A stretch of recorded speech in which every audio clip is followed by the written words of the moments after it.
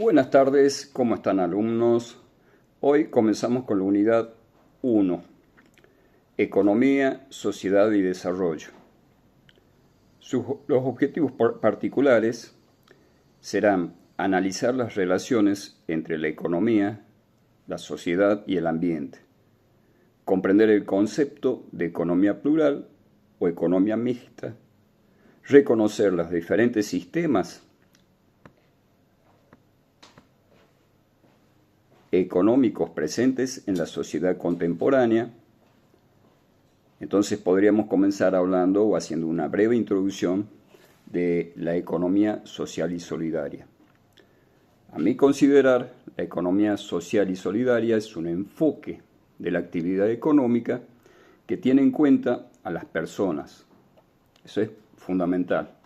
El medio ambiente y el desarrollo sostenible y sustentable.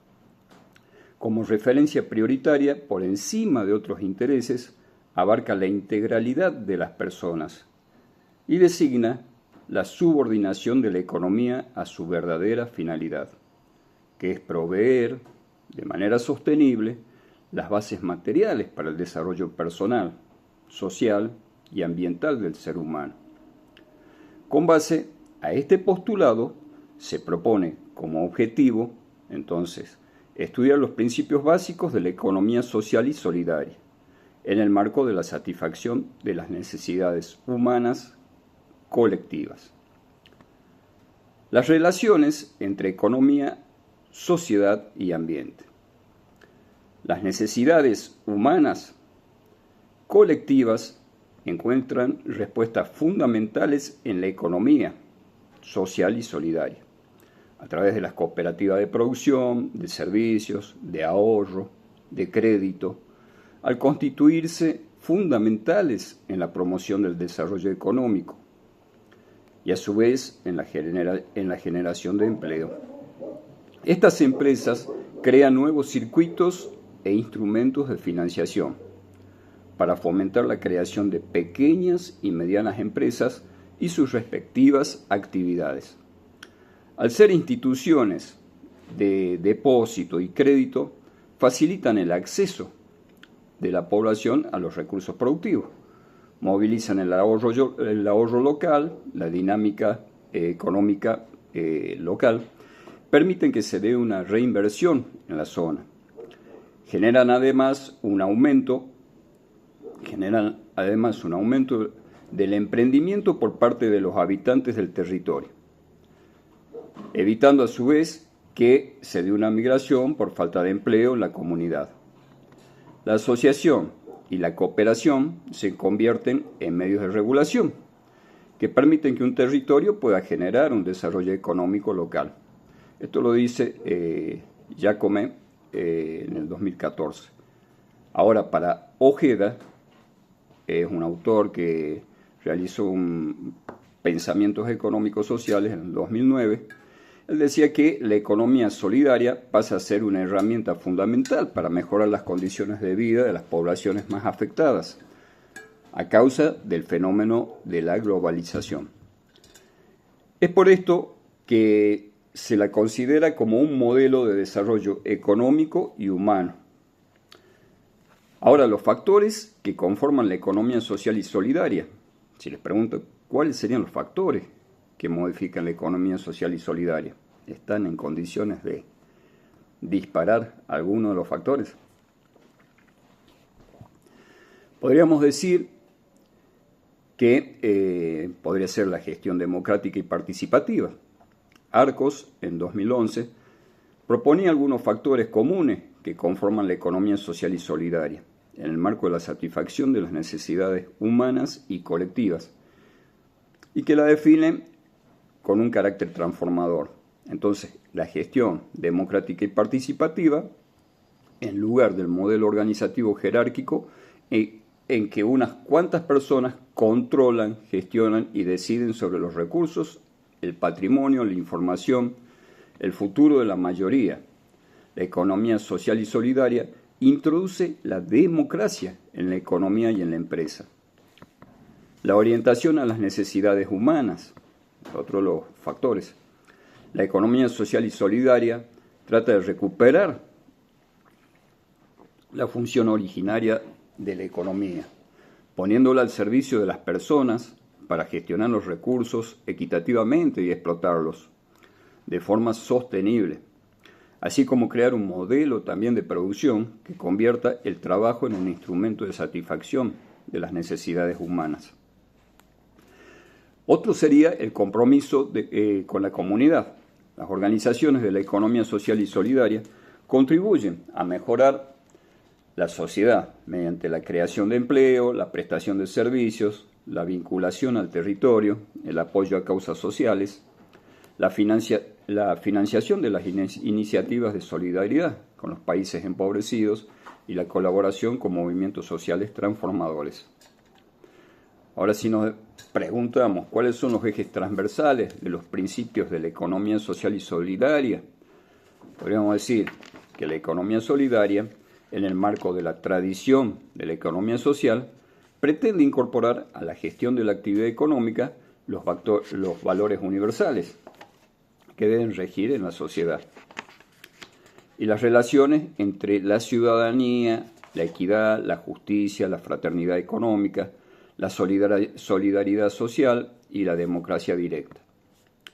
Y en tanto que una nueva forma de producir, de consumir y de distribuir se propone como una alternativa viable y sostenible para la satisfacción de las necesidades individuales y globales, y aspira a consolidarse como un instrumento de transformación social.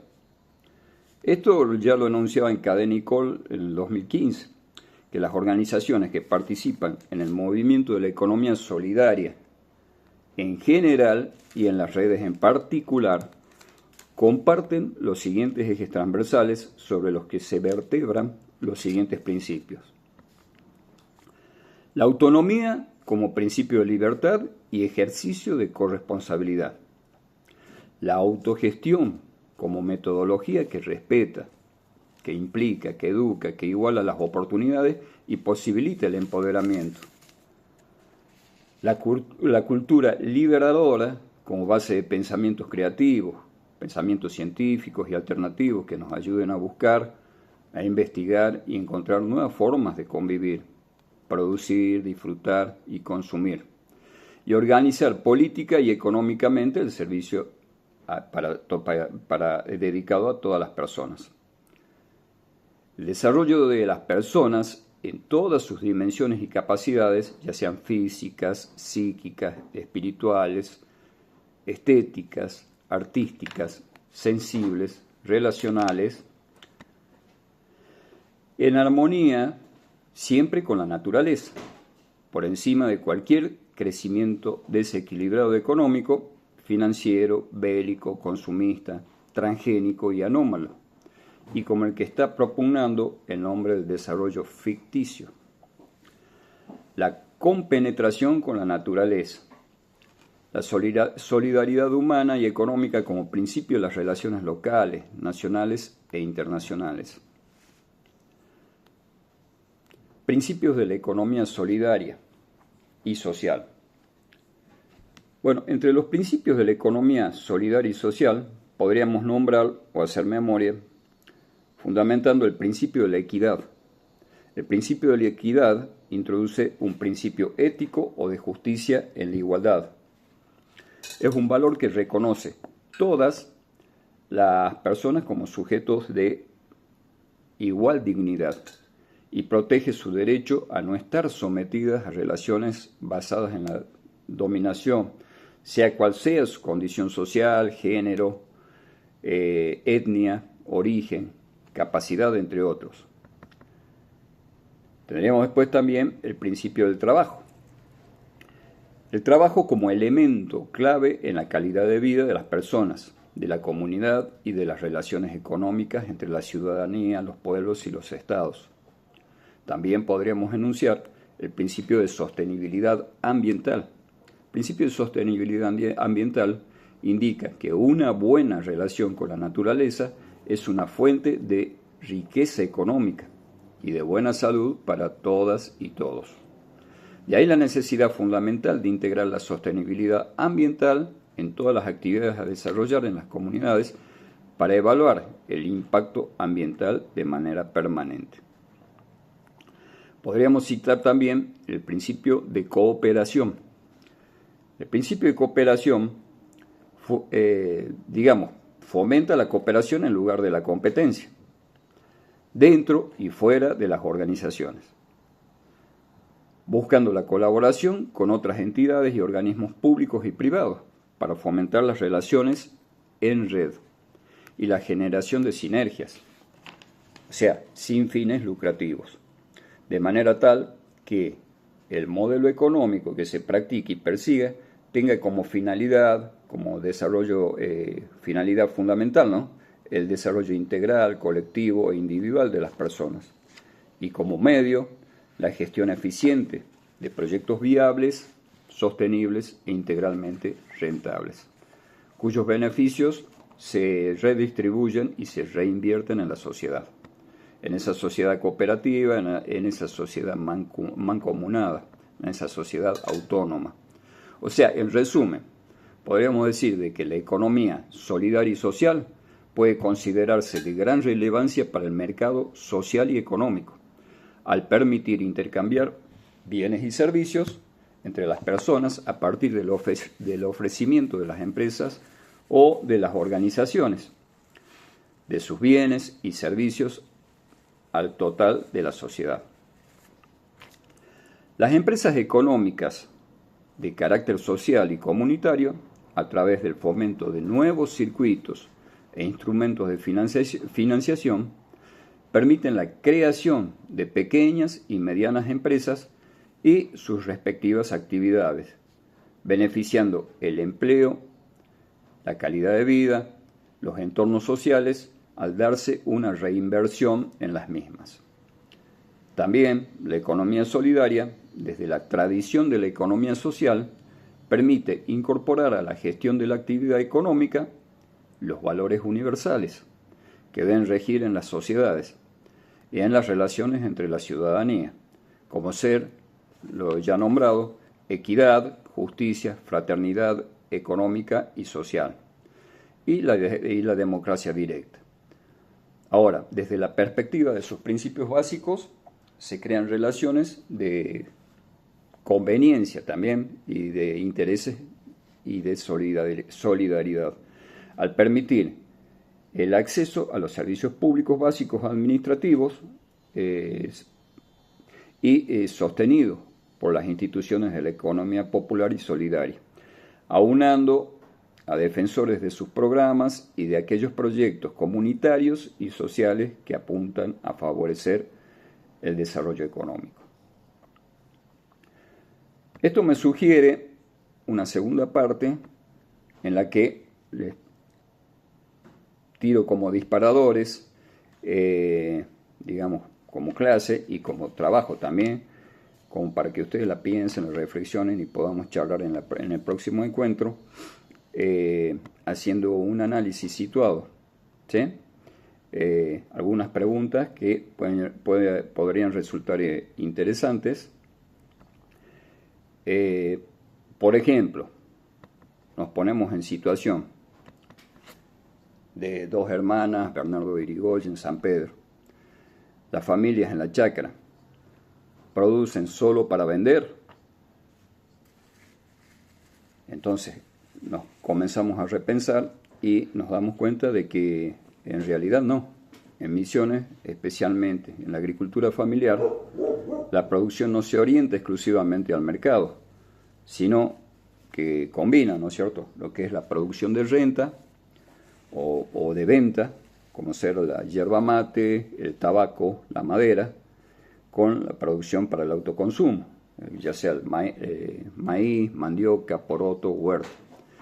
También con los intercambios no monetarios, o llamados comúnmente, digamos, el brique, las changas, las actividades de intercambio, ¿sí?, que se dan comúnmente, digamos, en la chacra.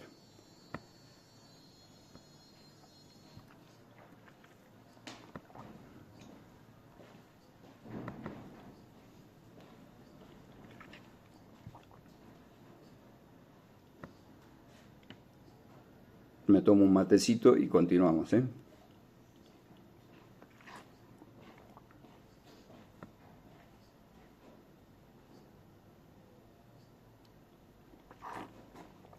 Bueno, en la chacra no solamente, digamos, se producen estas actividades, sino que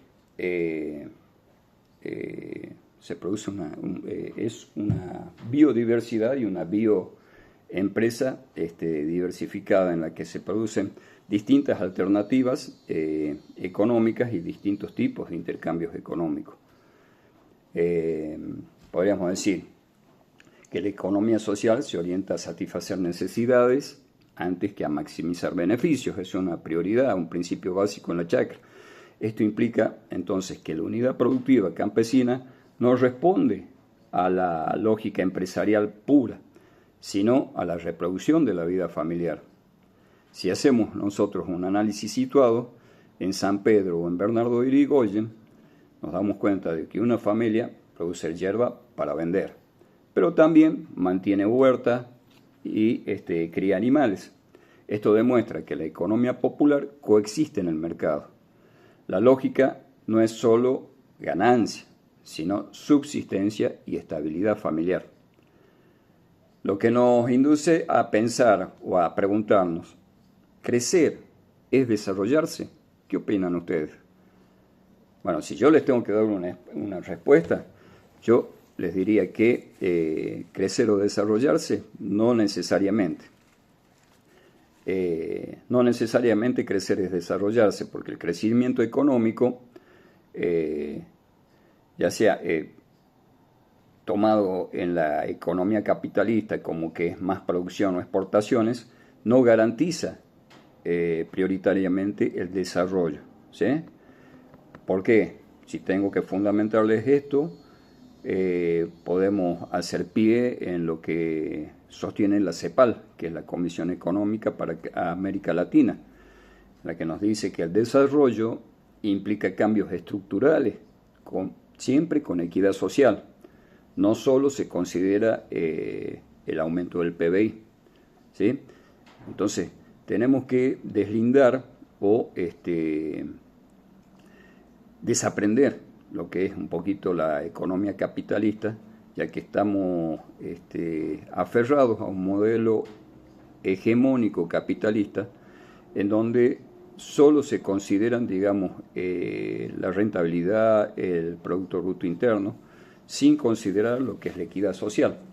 Entonces, si hacemos un análisis situado, en Misiones, por ejemplo, aumenta la exportación de madera, aumenta la exportación de hierba, pero persisten, a pesar de ello, pobreza rural, persiste la desigualdad, la precarización laboral.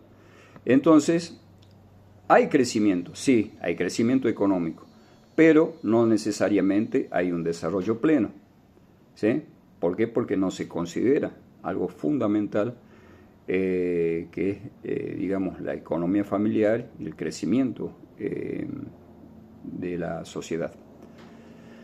En síntesis, crecer sin distribuir, al fin y al cabo, es profundizar las desigualdades. Si nos preguntamos, ¿quién gana más en una cadena productiva o en las cadenas productivas? En general, los mayores beneficios se concentran siempre en los eslabones finales. Consideremos, por ejemplo, el caso de la yerba mate, en donde nos damos cuenta de que en los eslabones finales, que serían la industria y la comercialización y la exportación, están redituando los mayores márgenes brutos. Ahora, si tenemos que fundamentarlo, tendríamos que acudir o apelar a lo que pensaba o nos enunciaba Divar en 1990, de que el sistema capitalista tiende a concentrar el poder económico y los beneficios. Ahora, el caso de Yerbatero en Misiones. El productor vende materia prima a bajo precio, ¿sí? La hoja verde. El secadero y la industria le agrega valor, ¿sí? Con la canchada, con la yerba mate que va a estacionamiento, ya sale directamente para embolsado o fraccionado. Y una vez empaquetado, Ya el supermercado es el que termina fijando los precios finales. Entonces, ¿cuál es el resultado? El productor, al fin y al cabo, es el eslabón más débil de la cadena. En la interpretación esto evidencia lo que veníamos afirmando, de que hay una desigualdad estructural, o sea, históricamente una dependencia del pequeño productor y siempre termina considerándose el eslabón más débil de la cadena. No solamente, cuando hablo de productor, también estoy hablando de los servicios, ¿no? El contratista, el tarifero. Ahora, ¿cómo interviene el Estado en esta situación? ¿El Estado ayuda o regula? Una pregunta que tenemos que hacernos.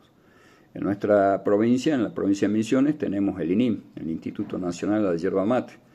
Las funciones del INIM es regular los precios de la yerba.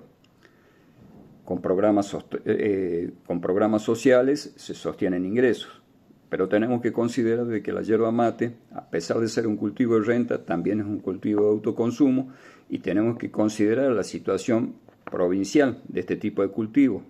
A pesar de ser un cultivo industrial, es un cultivo que debe ser considerado por la situación social, económica que tiene Misiones, una situación de minifundios con prácticamente 13.500 productores yerbateros, fraccionados en pequeños, medianos y grandes productores, en donde el grueso, ese 80% de campos dedicados a yerba mate, es de minifundios, ¿sí? O sea, de 1 a 50 hectáreas.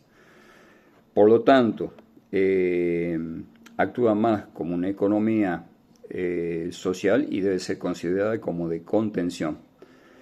Por lo tanto, es una condición sine qua non de que tendrían que coexistir a partir de programas sociales que sostengan los ingresos, en donde también el productor tenga créditos productivos que fomenten la actividad. Si analizamos un poquito qué es lo que pasaría sin Estado presente, vamos a tener la situación actual, una situación de mayor desigualdad, de desprotección del productor.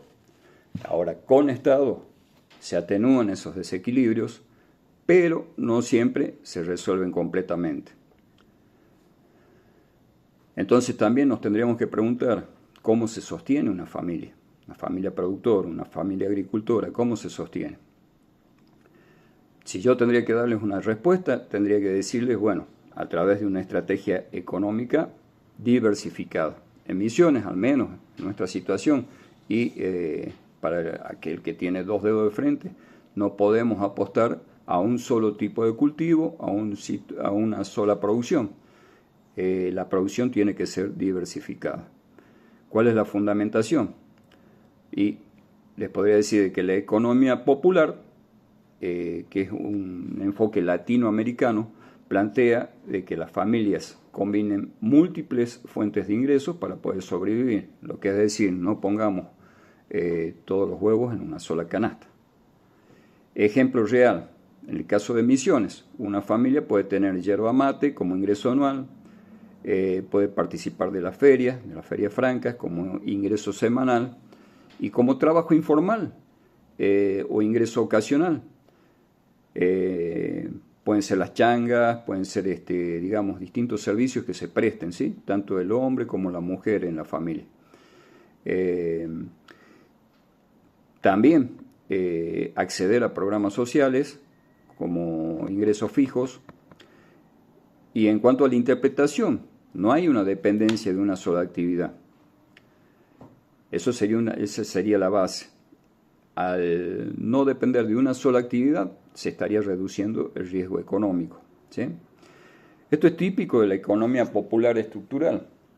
Ahora, si nosotros pensamos, la feria compite con el supermercado o la complementa, ¿ustedes qué me dirían? Si yo tendría que darles una respuesta, y podría decirles que principalmente la feria, la feria franca, los productos de la feria no son tan competitivos, digamos, con lo que es un supermercado, una cadena comercial instalada. Principalmente la complementa, ¿sí? Complementa a los supermercados, lo que podemos encontrar en el mercado, en la economía capitalista. Aunque también puede generar tensiones. Es más, inclusive, también la provee. Ahora, en cuanto a la fundamentación, si tenemos que hablar de una fundamentación, tendríamos que apelar un poquito a lo que nos decía Ballestero en las economías sociales, que las economías sociales surgen como alternativas frente a las limitaciones del mercado capitalista. Ahora, si tenemos que hacer un análisis situacional en Misiones, tendríamos que nombrar a las ferias francas. ¿Cuáles son las ventajas de la feria franca? Que tienen precios accesibles, que tienen productos frescos y que tienen una relación directa con el productor y el consumidor. Ahora, ¿tiene limitaciones la feria franca? Y sí, tiene limitaciones. Por ejemplo, una muy notoria es que tiene una escala reducida. Tiene también menor capacidad logística. Ahora, ¿cuál es la interpretación que se le daría? Bueno, que la feria franca no reemplazan al supermercado, pero sí democratizan el acceso a los alimentos, fortalecen las economías locales. ¿Sí?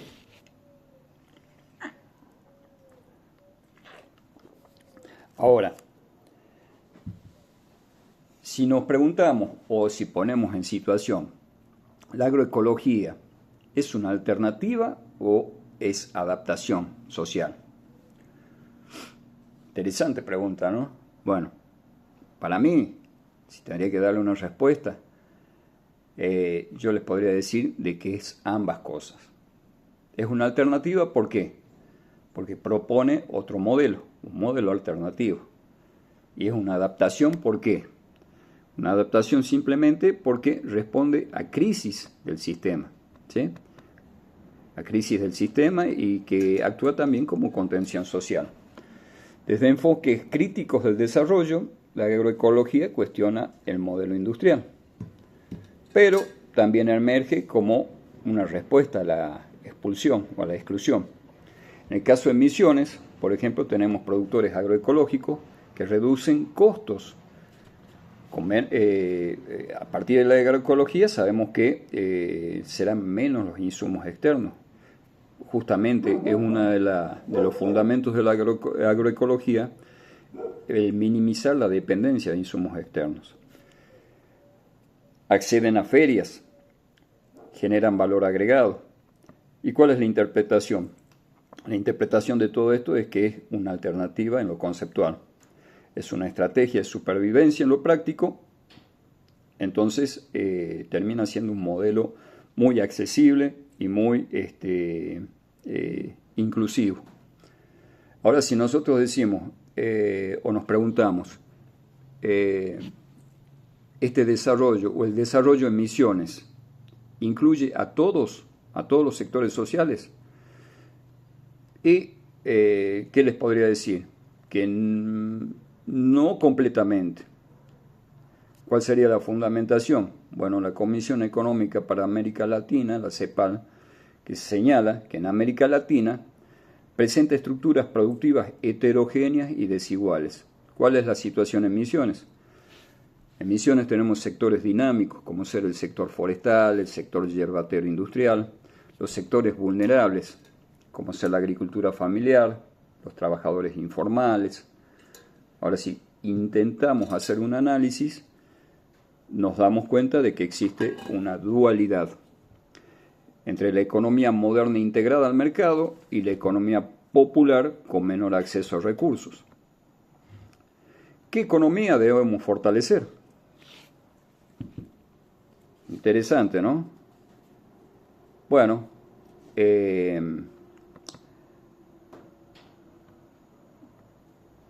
deberíamos fortalecer una economía plural.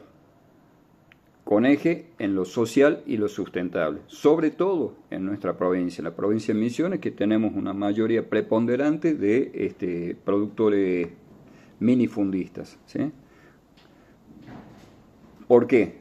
Porque es inclusiva, hace parte de la economía social y, por lo que nos decía Díbar, sería una democracia económica. ¿Cuál sería la aplicación territorial? La aplicación territorial en Misiones implicaría fortalecer a las cooperativas, fortalecer a las asociaciones, cosa de que con ello logremos dinamizar la economía, ya que sin ese tipo de flujos externos es difícil de que se sustente. Esto lo estamos viendo en la actualidad. Inclusive también sería muy interesante de que se fortalezcan las ferias o se fortalezcan las ventas de productos de la chacra. Por ejemplo, desde el Estado, optimizando, potenciando o dando una mano en lo que es el transporte de productos de la chacra. Tendríamos que mejorar el acceso a los mercados. Y bueno, ayer creo que se firmó un convenio a través del IMAC en el que se comprometen a acercar los productos de la chacra a mercados potenciales, como ser el mercado de Posadas, el mercado concentrador de Posadas y el mercado del Dorado. Entonces, fortaleciendo ese acceso a los mercados, estamos logrando, digamos, optimizar la logística. También dinamizando el valor del agregado local.